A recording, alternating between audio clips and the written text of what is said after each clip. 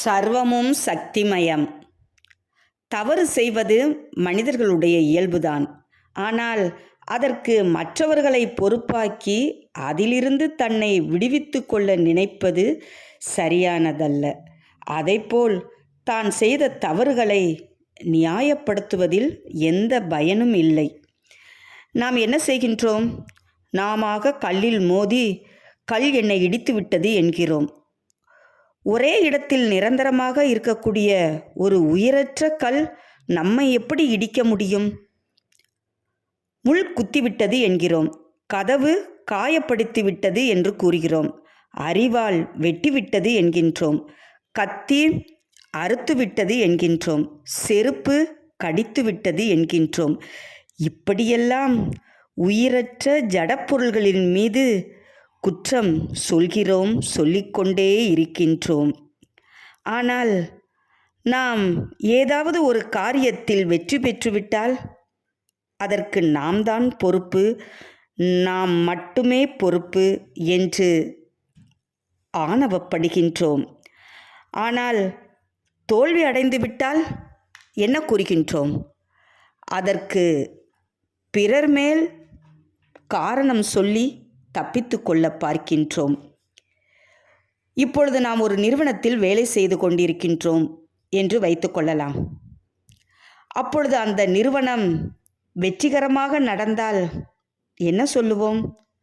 நான் தான் இந்த யோசனையை தெரிவித்தேன், நான் தான் இந்த திட்டத்தையே தயாரித்தேன், நான் தான் இதை நிறைவேற்றினேன், நான் தான் இதை செயல்படுத்த உதவினேன், நான் தான் இதற்கு ஆலோசகராக இருந்தேன், நான் தான் இரவு பகலாக உழைத்தேன் என்று நிறுவனத்தில் வேலை செய்யக்கூடிய ஒவ்வொருவரும் போட்டி போட்டுக்கொண்டு சொல்வார்கள்.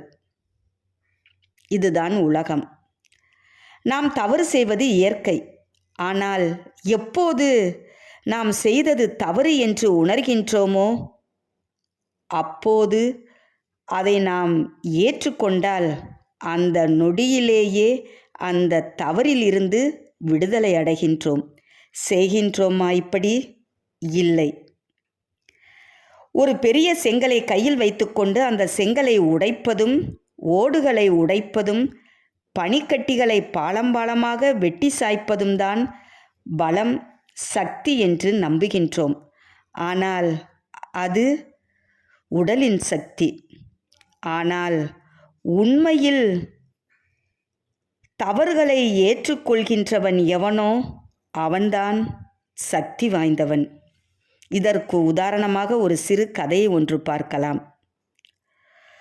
குரு ஒருவர் இருக்கின்றார். அவருக்கு பசி எடுத்தவுடன் உணவு வேண்டும்.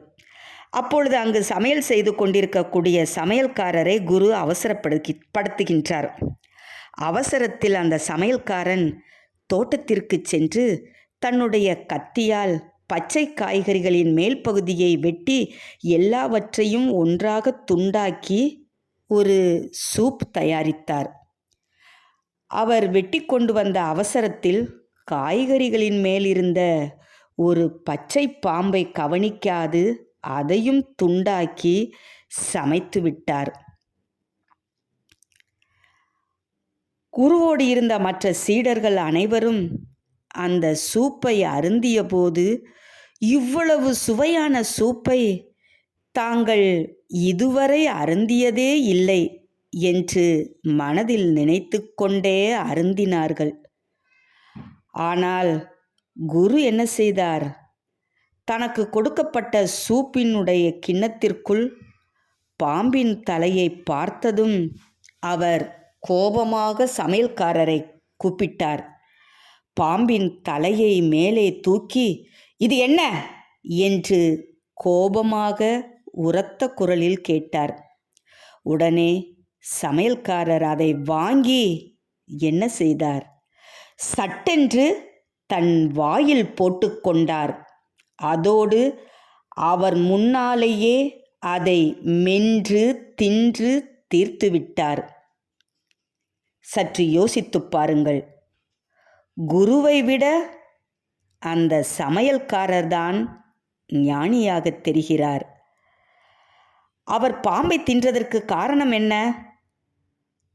நான் தான் பாம்பின் தலையை தவறுதலாக அதில் போட்டுவிட்டேன் என்பதால் மட்டுமல்ல, அந்த பாம்பின் தலை மற்றவர்களுக்கு தெரிந்துவிட்டால் சூப்பை சுவைத்து சாப்பிடுகின்ற சீடர்கள் என்ன நினைப்பார்கள்?